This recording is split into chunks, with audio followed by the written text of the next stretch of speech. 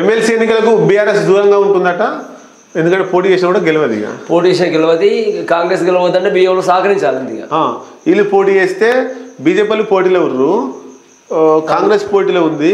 ఇక బీఆర్ఎస్ పోటీ చేస్తే త్రిముఖ పోటీ అవుతుంది, కాంగ్రెస్ బయట పడుతుంది. కాబట్టి వీళ్ళు పోటీ చేయకుండా బీజేపీలకు సపోర్ట్ చేస్తారు అన్నట్టు. అది వాళ్ళ ఒప్పందం. ఇది మన లాస్ట్ జరిగిన పార్లమెంట్ ఎన్నికలు జరిగినట్టు ఇట్లా అట్లే చేస్తారు. ఇక జరుగుతుంది. దానికి సంబంధించి చూద్దాం మనం. నిరుద్యోగ యువత సానుకూలంగా లేరని స్పష్టం. పరాభవ భయంతో చేతులెత్తేసిన గులాబీ పార్టీ టీచర్ సెగ్మెంట్లపై సైతం అనాసక్తి. టీచర్ సెగ్మెంట్ లేదు, ఏ సెగ్మెంట్ లేదు, ఏడ పోటీ చేసినా గెలిచే అవకాశం కూడా లేదనేటువంటి తేలిపోయింది. ఎమ్మెల్సీ ఎన్నికలకు ముందే బీఆర్ఎస్ చేతులెత్తేసింది. గ్రాడ్యుయేట్ టీచర్స్ సెగ్మెంట్లలో పోటీ చేయవద్దని నిర్ణయించుకున్నట్లు తెలిసింది. ఈ విషయం పైన పార్టీ అగ్రనేతలు ఏకాభిప్రాయానికి వచ్చినట్లు సమాచారం. అందుకే మరో పక్షం రోజుల్లో షెడ్యూల్ విడుదలయ్యే అవకాశాలున్నా ఎలాంటి అడావిడి లేదు. ఇప్పటికీ ఒకసారి కూడా సమీక్షలు నిర్వహించలేదు.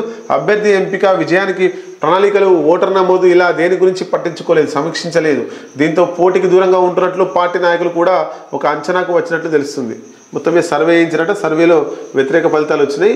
ఇది బీజేపీకి మేలు చేయడం కోసమే టీఆర్ఎస్ పార్టీ పోటీలు ఉంటలేదు. అదే కరీంనగర్ గ్రాడ్యుయేట్ కాంగ్రెస్ గెలవద్దంటే బీజేపీ సహకరించాలి.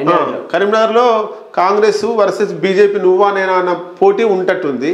దాంట్లో బీఆర్ఎస్ పోటీ చేస్తే త్రిముఖ పోటీ అవుతుంది, దాంట్లో కాంగ్రెస్ బయటపడుతుంది, ఓట్లు చీలి కాంగ్రెస్ బయటపడుతుంది. దానికోసం వీళ్ళు ఏం చేస్తారు, మేము పోటీ దూరం అంటారు. పోటీ దూరం అనేది అంటే ఇట్లా ఉంటుంది. కేసీఆర్ స్కెచ్ చేసినట్టు ఎక్కడ ఫెయిల్ కాలే.